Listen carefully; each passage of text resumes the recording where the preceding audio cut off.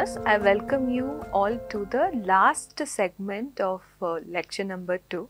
So in this segment, we will try and answer the question, that's actually the title of this lecture, whether foreign investment and environment, is there a conflict or can they coexist?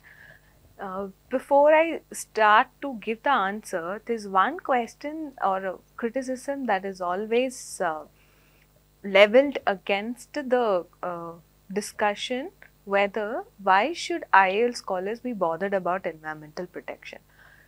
The question here is IIL actually the relevant field for us to think about environmental protection? IIL, International Investment Law, shouldn't it be bothered only about protecting the investor or foreign investment? This is a criticism you will most often hear.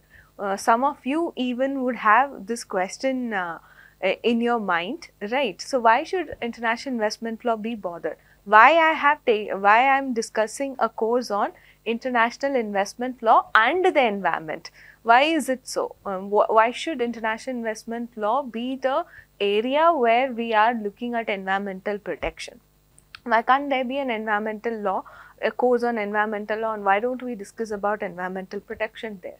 The reason why we are looking at international environment law and the environment is the negative spillovers of foreign investment are there. I'm sure nobody will deny that foreign investment has some harmful effects on the environment. And the negative spillovers are with regard to environmental protection has been always associated with economic globalization. Nowadays, the pace of economic globalization has increased. With an increase in pace of economic globalization, it is discussed or it is criticized from various socio-economic perspectives, because we cannot deny that more the inflow of foreign direct investment, more harmful, it is more harmful for the environment. So the only option that is left for this host state is to regulate the foreign investment in order to curb these negative spillovers. So that is exactly when these regulatory measures are enacted, the same gets challenged in ISDS, which becomes a huge economic burden on the part of the host state. So this is the dichotomy that we were trying to understand in the very first segment of this particular lecture. So there is a dichotomy that clearly do exist. So how is the state responding to this dichotomy? States do think that it is their sovereign right to enact regulatory measures, and that is something that flows from the international law principle of state sovereignty. Nobody can ask the state not to regulate foreign investment for protecting the environment. This, since essentially when it gets challenged in ISDS and eventually the states end up paying compensation for the investor, the states have also been reacting in a particular way that they are putting a boundary on themselves. What they are trying to do is they are terminating some of the treaties, bilateral investment treaties that they have signed. Either that, or sometimes they also withdraw from the ICSID convention as well. ICSID convention, like we mentioned, is a convention. We discussed about ICSID convention in the first lecture. Convention for settlement of investment disputes between investors and the host state. So it only talks about the procedural framework of settling investment dispute. So then there are some criticism against ICSID convention also, that it has the arbitrators who decide the cases have the Western notions and they are more investor friendly and all of that. Let's not get into that debate now.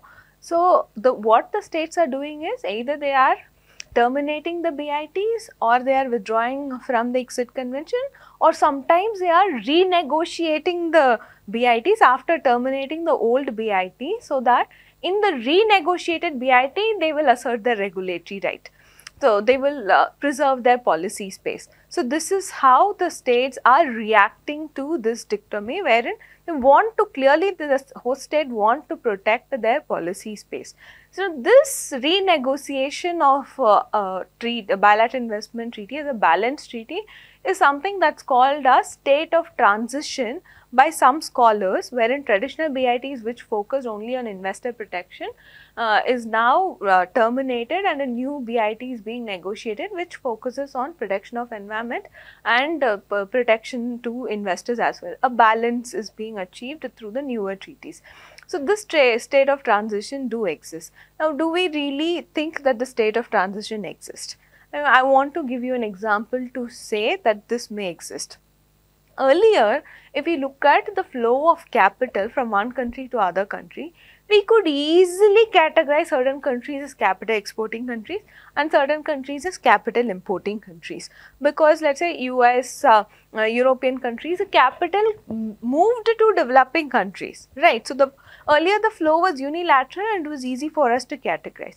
With the economic globalization, now what's happening is the movement of capital from global south to global south itself has increased. So, you could see investments from an investor of a developing country into another developing country, that is also there. Sometimes we can also see an investor from a developing country can acquire a startup even in the United States as well.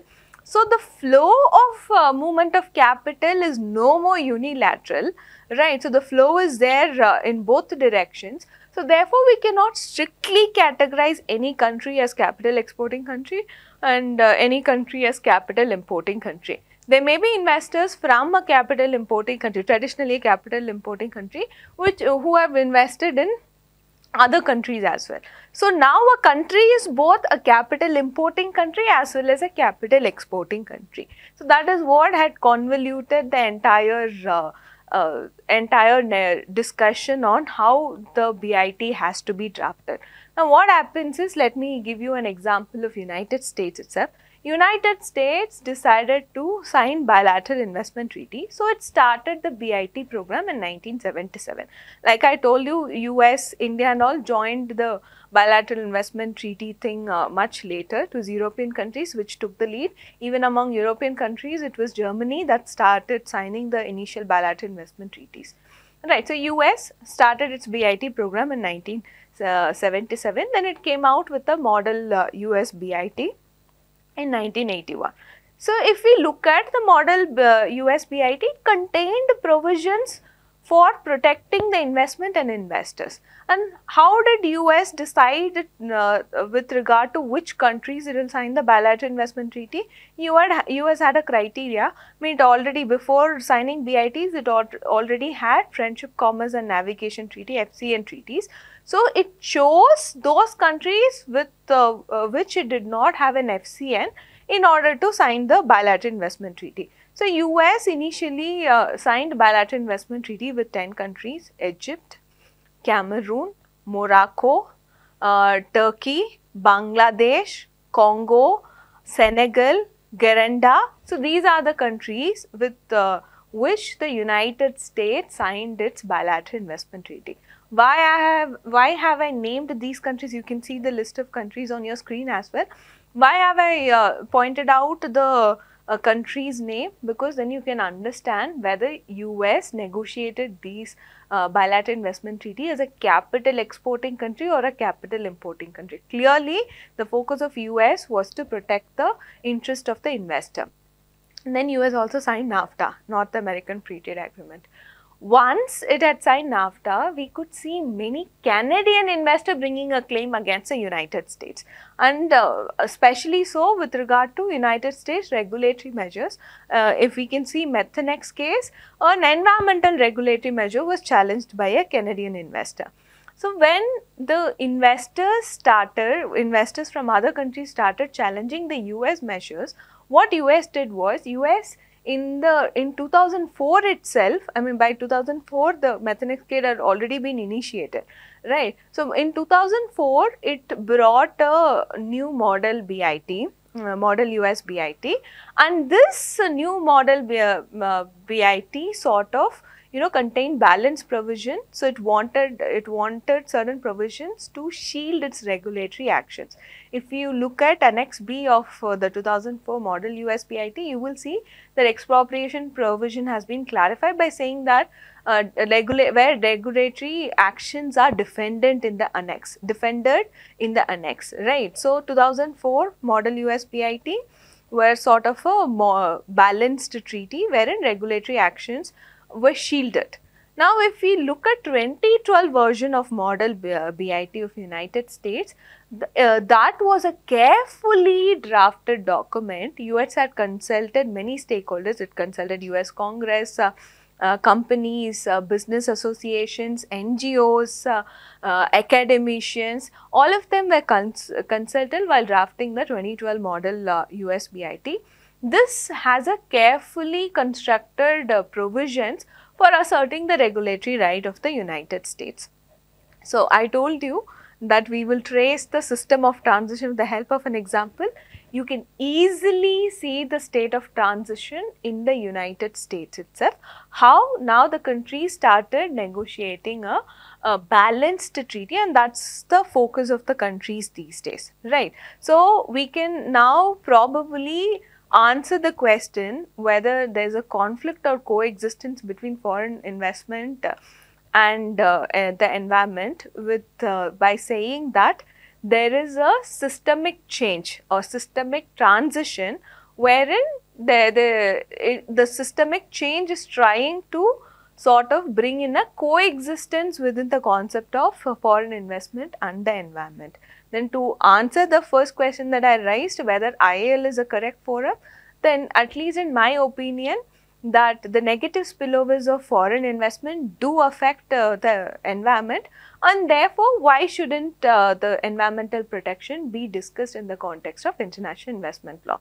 In the second segment, I also spoke about how there is a soft law approach versus hard law approach, right. So, if we only focus on having international instruments signed or adopted at the international level relating to environmental principle, that will still take a soft law approach. So, when there is a the clear difference between investor protection taking a hard law approach, and the only option for us to more forcefully asking the arbitral tribunal to look at environmental principle would be taking the hard law approach itself, and therefore I feel that environmental principle should be integrated within or woven into the bilateral investment treaties or other frameworks of international investment law.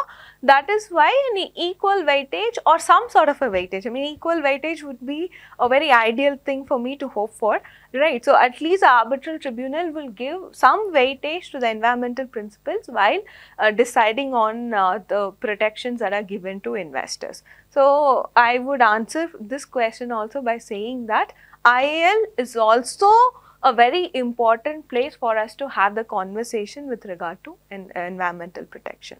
So, with that we conclude our lecture number 2, foreign investment and the environment, coexistence or conflict. I will also discuss about 2 important contexts that we should know, regulatory chill and the race to the bottom. So, I want to introduce these 2 concepts in the beginning of this course itself, so that when we look at other concepts within the field of international investment law, this will always be at the back of your head. So, you will also bring in the perspective of whether a measure that is taken by an environmental that is taken by a host state for environmental protection, right. So, should that be taken or should it bring down its environmental standards and all of that. So, to have a perspective while looking at those concepts, you should be aware of the concept of regulatory chill and race to the bottom, that we will discuss in the next lecture, lecture number 3. Thank you.